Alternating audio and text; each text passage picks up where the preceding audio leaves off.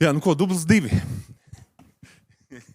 Mēģināsim pa jaunu, bet patiesībā šī mazā tehniskā ķibelīte perfekti saskana ar to mesīģu, ko es šodien gribu jums pastāstīt. Jā, īsumā Victec vai Vikte, kā mēs sevi saucam, 2 gadus jauns uzņēmums, pirmoreiz tā reāli publiski mēs vispār parādījāmies pirms aptuveni gada, patiesībā gan precīzi gada, pagājušā gada dronu samitā maijā. Došu mazu ieskatu par to, kas mēs esam un lai saprotat kontekstu, kā tā mūsu pieredze ar pētniecību un attīstību ir veidojusies. Jā, mēs esam māsauc biedrs, mēs esam arī Drošības aizsardzības industriju federācijas biedrs beidzot un, kas ir pats galvenais, mēs esam NATO ražotājs. Kā redzat, pagājušajā gadā veiksmīgi pabeidzām certifikācijas procesus gan ISO, gan AQAP standartiem atbilstoši. Bet uzdrīksties inovēt. Tam patiesībā mūsdienās ir stipri dziļāka nozīme. Un, lai uzņēmums varētu veiksmīgi attīstīties, ir jāspēj izmantot visas sniegtās iespējas. Kā jūs redzat, mēs neesam apstājušies pie viena projekta, mēs neesam apstājušies pie viena tipa projekta un neesam apstājušies pie viena tipa atbalsta programmām. Māsauc vadībā mums ir viens projekts, VMTKC, kā redzat, es arī inovēju abreviatūrās nosaukumos. Ja? Ir otrs projekts un, protams, DAIF sadarbības tīkls kā 3, bez kā mēs arī reāli nevarētu kustēties uz priekšu, bet nedaudz pa visu pēc kārtas. Tās iespējas, ja, ko uzņēmums var iegūt strādājot sadarbībā ar kompetences centriem. Protams, jūs redzat, es nelasīšu no prezentācijas neko. Pats galvenais un tas, ko es teicu, kā tas perfekti saskan, uzņēmumiem ir tiesības kļūdīties. Mēs varam riskēt, mēs varam iet to ekstra solīt uz priekšu, varbūt kādā brīdī pārkāpt to robežu un atļauties to darīt, tādā veidā stumjot uz priekšu ar inovācijas. Pārāk ilgi šeit vairs nav ko kavēties, pavisam īsi, lai jūs saprotat, pie kā mēs strādājam. Mūsu pirmais projekts sadarbībā ar kompetences centru, mēs esam ārkārtīgi laimīgi, ka mums noticēja mūsu ideja, mūsu vīzija, mūsu domai. Šis bija mūsu pirmais projekts, un viņš principā kalpoja kā katalists visam tam, kas ir pēdējā gada laikā noticis ar mūsu uzņēmumu. Brīdī, kad mēs sākām domāt par šo projektu, mums jau bija vīzija, mums bija ideja un tā tālāk, mēs uzņēmumā bijām 9 cilvēki. Šobrīd mēs esam 35 gadu vēlāk. Un lielākā daļa no mūsu jaunajiem kolēģiem strādā tieši produktu pētniecības un attīstības departamentā. Un tas notika, to mēs varējām izdarīt tikai un vienīgi pateicoties tam, ka mēs bijām spējīgi uzsākt šo projektu. Kā es minēju, mēs tur neapstājāmies. Mēs redzējām, ka mums tic, ka mums jau ir gan garīgā kapacitāte, teiksim, spējas uzņēmumā, lai iet tālāk. Līdz šim mēs patiesībā nonācām salīdzinoši nejauši, jo sākotnēji bijām domājuši outsourcēt šo risinājumu. Un mēģinot outsourcēt pie viena potenciāla sadarbības partnera, pie otra sadarbības partnera, mēs sapratām, ka neviens no viņam īsti nedod mums to, kas mums ir vajadzīgs, lai mēs varētu nonākt līdz gala risinājumam tādam, kādu mēs viņu esam iedomājušies. Tāpēc mēs paņēmām un uztaisījām viņu paši.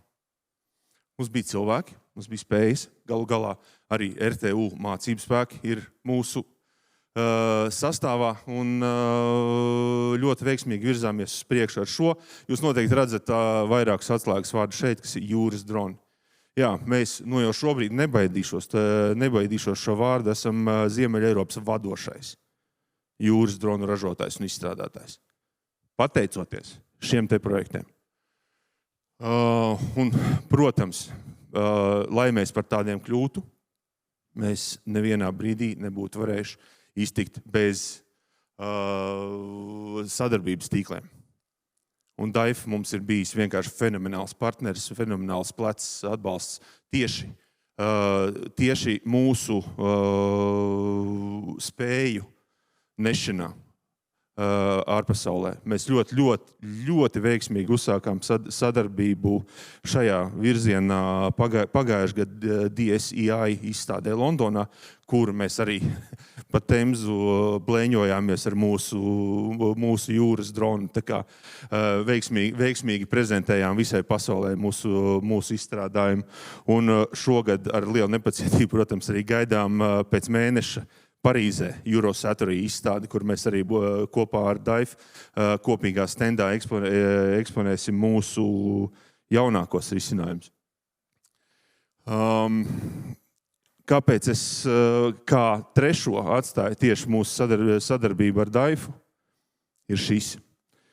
Visi šie ir pasaules top 100 aizsardzības industrijas ražotāju uzņēmumi. Ar viņiem visiem mēs esam partneri. Ar Sābu mēs jau esam kļuvuši par globāli strateģiskiem partneriem. Ja mums nebūtu atbalsts caur kompetences centriem, caur arī tā skaitā caur DAIFu, ar mums neviens no viņiem nerunāt īsti.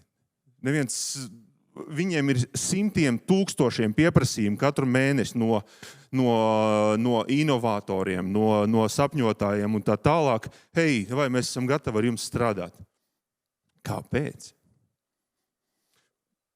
Mēs esam ārkārtīgi pateicīgi par to, ka mums ir iespēja strādāt jau šajā līmenī ar šādiem uzņēmumiem. Un, pagājušajā nedēļā ar ekonomikas ministru Valaņu kungu bijām kopā Zviedrijā un no Zviedrijas puses jau slēgtos mītiņos nāk apakaļ informācija, hei, jums Latvijā ir viens uzņēmums.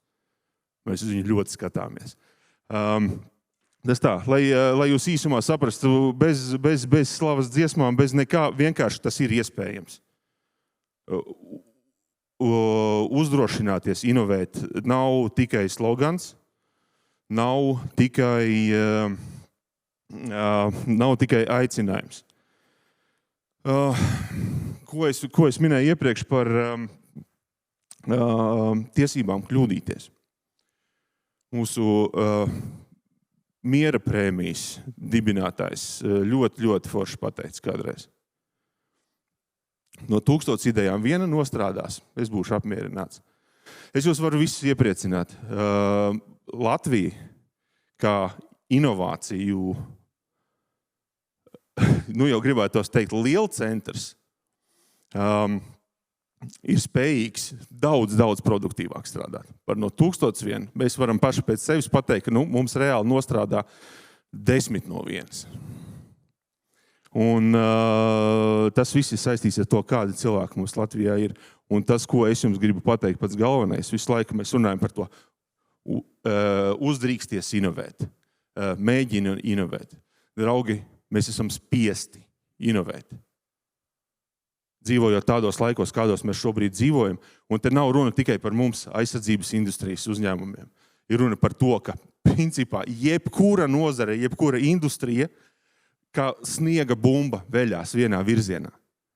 Mums ir vajadzīgi cilvēki, spējīgi cilvēki, talantīgi cilvēki, izglītoti cilvēki. Līdz ar to izglītības industrijai ir jāinovē.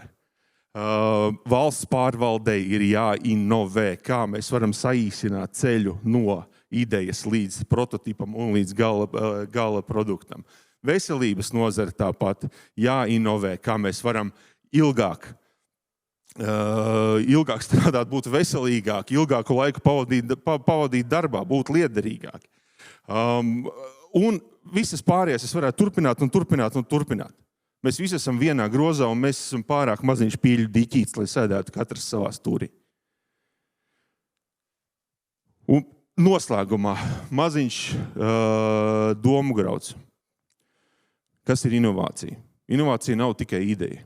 Inovācija nav tikai prototips, lai pierādītu, kā šī ideja strādā. Manuprāt, pats svarīgākais ir ka tas tiek likts lietā. Paldies!